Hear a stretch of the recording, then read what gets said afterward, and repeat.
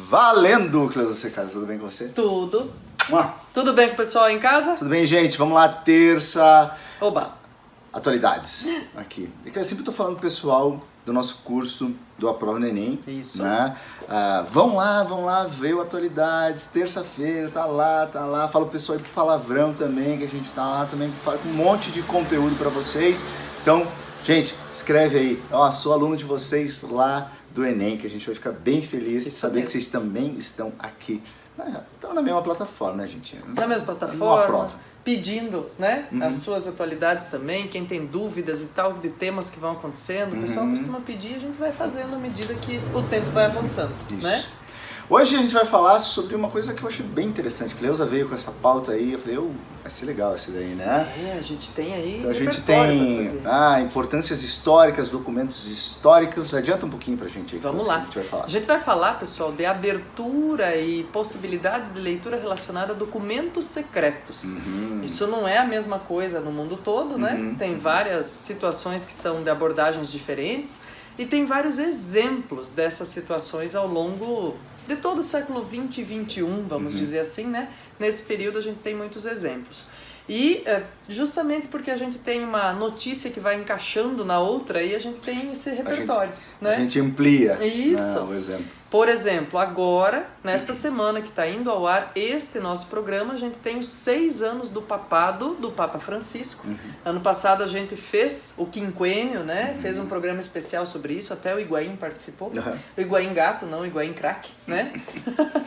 E aí a gente tem, agora, junto com essa notícia dos 6 anos, essa notícia de que ele está liberando para 2020 os documentos secretos, considerados documentos secretos do Vaticano, do período da Segunda Guerra Mundial, do papado do Pio XII. E o que a gente tem a ver com isso, né? Muita coisa, gente, né?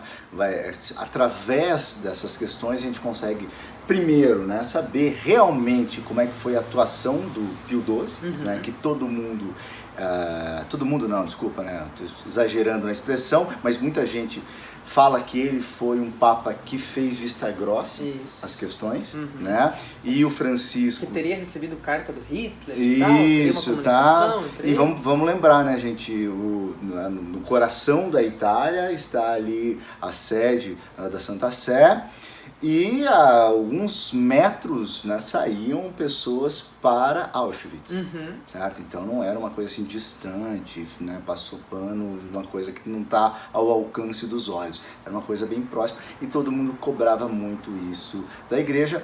E o Francisco, pelo que eu vi nos noticiários, ele vem em defesa do Pio XII. Ele fala assim, gente, não era bem assim, né? E tem documentos, e eu acredito também que deve ser por isso também que estão abrindo. Né? Claro, o Papa Francisco vem comprando algumas brigas espinhosas dentro da igreja, né? Com relação a abusos, né? Coisas que vocês também devem estar por dentro disso. A gente teve essa semana, inclusive, né, mais algum caso de notificação sobre a... caso de pedofilia. Pedofilia, né? Acho que foi na França, né? Um bispo foi preso por acobertar esse tipo de coisa. Então, estamos falando da mesma instituição que agora começa a mexer em suas feridas, né? E uma grande ferida é essa. Essa omissão ou falta de ação. E pelo que eu percebi das notícias e da fala do Francisco, do Papa, é que, né, os documentos vão contrariar essa versão histórica. Então, essa verdade histórica é que se busca através desse gesto. Tá? E aí é esse gesto que a gente tem que pensar um pouco através dessa história do Vaticano. Né? Esse exemplo do Vaticano, aonde mais isso acontece, a gente vai falando para vocês. O que mais, Cleusinha? O que você estava Vamos falar um pouquinho dessa leitura, Chibata, sobre essa ação do Papa Francisco. Tá. Né? Uma das frases dele, uma das falas dele nessa abertura, foi justamente dizer assim, que a igreja abre seus documentos por não temer a história, e sim por amar a história. Então veja, também a gente tem um certo sentido aí do que ele é como líder religioso, que já era aqui em Buenos Aires. Ele tinha um amigo muito próximo, um rabino, né, que foi uma das primeiras visitas que ele recebeu em Roma, em 2013, depois de ter sido nomeado Papa. E aí o que a gente vê? Olha, ele tem essa relação histórica muito próxima ao sofrimento das periferias e ao sofrimento de grupos perseguidos, como é o caso dos judeus no Holocausto. E é um momento muito oportuno também, porque a gente acaba de ter uma série de levantes de partidos ou ideologias que ou fazem pouco ou desdenham do que tenha sido o Holocausto, ou tentam imprimir novamente uma disseminação dessa xenofobia, né? E na Europa toda. E mais ainda, no norte da França, a gente teve há pouco tempo, agora no mês de fevereiro, uma profanação de 80 lápides de um cemitério judeu que foram pichadas com a suástica. Então é um momento muito oportuno para a igreja também dizer assim, por intermédio do seu líder, que também é muito bacana comparar os tipos de liderança que a igreja segue, né? E a liderança do Francisco é uma liderança muito próxima dos fiéis, muito próxima das periferias, de novo, insisto. E quando ele diz isso, olha, a gente não teme a história, a gente tem que amar a história, a Igreja Católica vai fazer muito melhor se der esses documentos para os historiadores, em vez de ficar guardando. Isso tem a ver também com esse discurso de dizer, olha, a gente não pode fechar os olhos para o que aconteceu, mesmo que tenha sido uma ferida da igreja, né? Ou também, a gente tem que contar o que aconteceu, mesmo que à luz dos nossos olhos contemporâneos, a gente vai julgar de maneira negativa as ações do Pio XII. Então, ele é um cara muito, assim, cuidadoso, mas muito seguro de que contar das suas fraquezas não pode ser utilizado por outras pessoas para justamente se valer e se sobressair. Então é muito legal isso, porque ele não está dizendo que a igreja está sempre certa, ele não está dizendo que as ações sempre foram as melhores, e ele está sempre disposto a dizer, olha, a gente erra, a gente é humano, a gente precisa evoluir, né? Então, acho que isso também tem essa leitura, esse mecanismo interessante. Não, eu gostei muito da leitura que você fez aqui, né, falando justamente da importância de se esclarecer. Trazer à tona um assunto espinhoso, que às vezes, né, a gente vê muitas vezes a gente pensando, vamos esquecer essas coisas, vamos pra frente, não adianta, não. É importantíssimo que a gente volte. Né? Cada vez mais a história vai se distanciando da Segunda Guerra e dos horrores do Holocausto. Só que a gente tem que lembrar sempre, e aí a importância da história, e a gente sabe que a história ela vem com uma película de linguagem. Claro. Né? E a película de linguagem faz com que a gente, né, tipo, não sou eu que estou lá, é difícil se colocar no lugar do outro, é difícil sentir o que deve ser isso, né?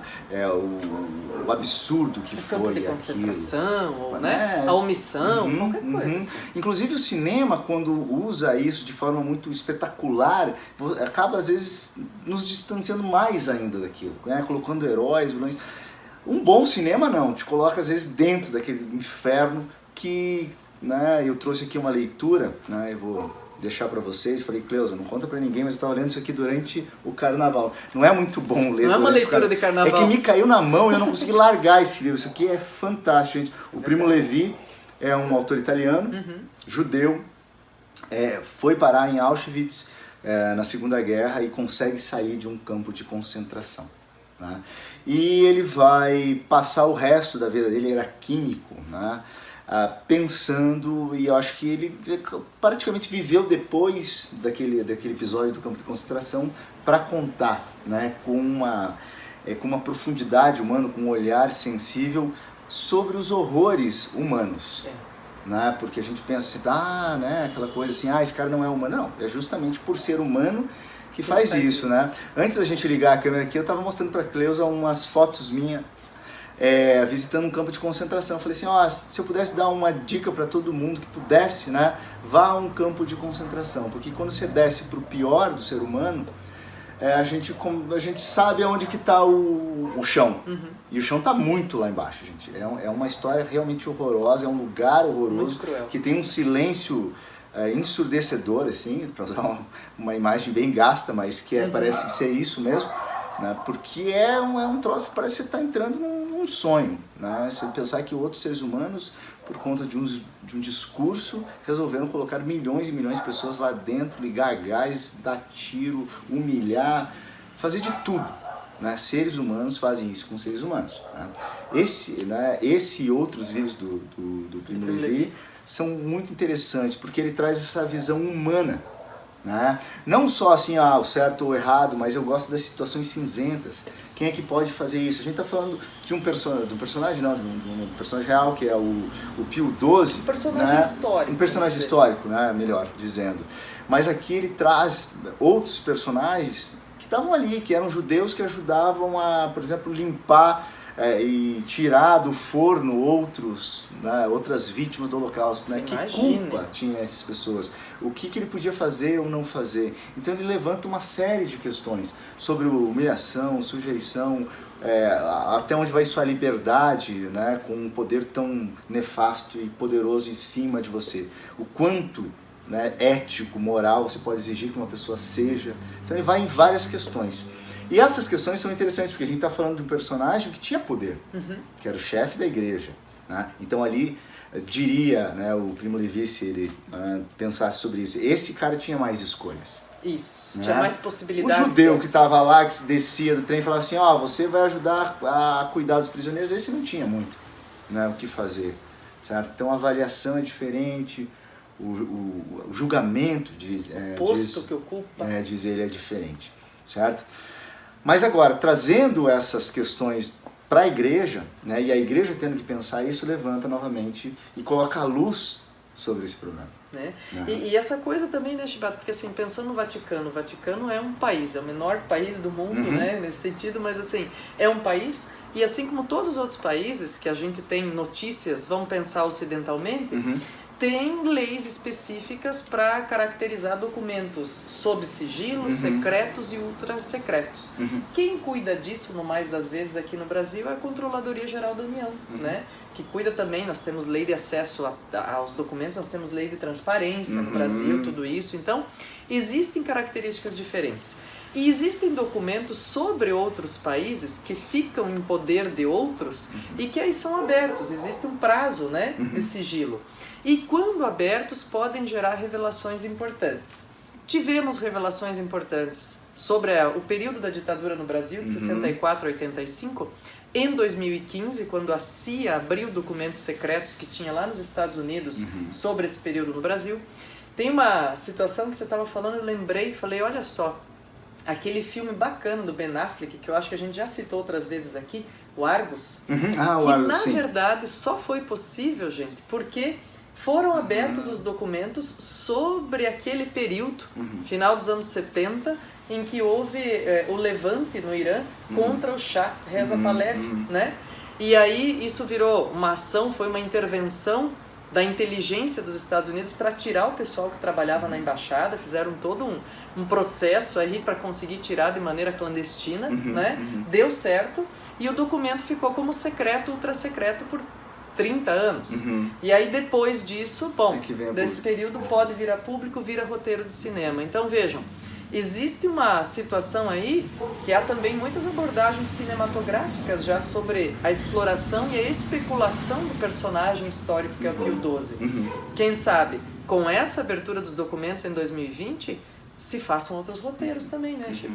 Então, eu acho que iluminar a história, né, e a história com toda a sua ambiguidade, com toda a interpretação que você vai ter, olhando para o passado, com os profissionais se debruçando sobre ela, só traz benefícios, né, para a nossa percepção e principalmente, né, o que você falou, acho que é a coisa que eu queria que vocês guardassem dessa conversa toda, nos faz novamente pensar sobre essa história que talvez seja uma das mais nefastas, junto com a escravidão, dos nossos tempos modernos. Né? Então, a história mais quase inacreditável que foi feito. Né? Quando você lê um livro como esse aqui, gente, né, aqui eu já estou falando dos afogados e os sobreviventes, do Primo Levi, realmente quase inacreditável. Você fala assim, é isso. É como se você pensasse, é um campo ficcional, né? Se alguém consegue fazer isso com outro, consegue, né? Nós conseguimos. Nós conseguimos, somos, como você disse, muito humanos. Muito humanos, né? Nós conseguimos. Mesmo. Então, todo cuidado é pouco nisso, e eu acho que essas reflexões sobre o mal são muito importantes, para que a gente tome muito cuidado e sempre pense muito nisso. Nós somos capazes disso, de repetir tudo isso. E vai se repetir em algum momento. Né? A história relê a história. Né? Em algum momento a gente vai conseguir novamente ser Infelizmente, horrível. ser horrível assim. com os outros seres humanos. Em situações de guerra isso acontece muito. Né? continua, né? Beleza? Beleza, Então, isso tá aí. bom. Gente, pesadinho hoje, mas Pesado, mas necessário. mas necessário, né? Eu acho que foi um assunto bem legal. A Cleusa, você vai deixar aqueles esqueminhos aqueles que estão esqueminhas. aí, tá? Mais alguns links de algumas coisas sugeridas aqui que a gente falou e outras que não falou. Tem também. uma matéria que você me mandou ali que é bem bacana de ler. Beleza? Valeu, galera. Um Tchau, abraço gente. pra vocês. Tchau, tchau. Boa semana.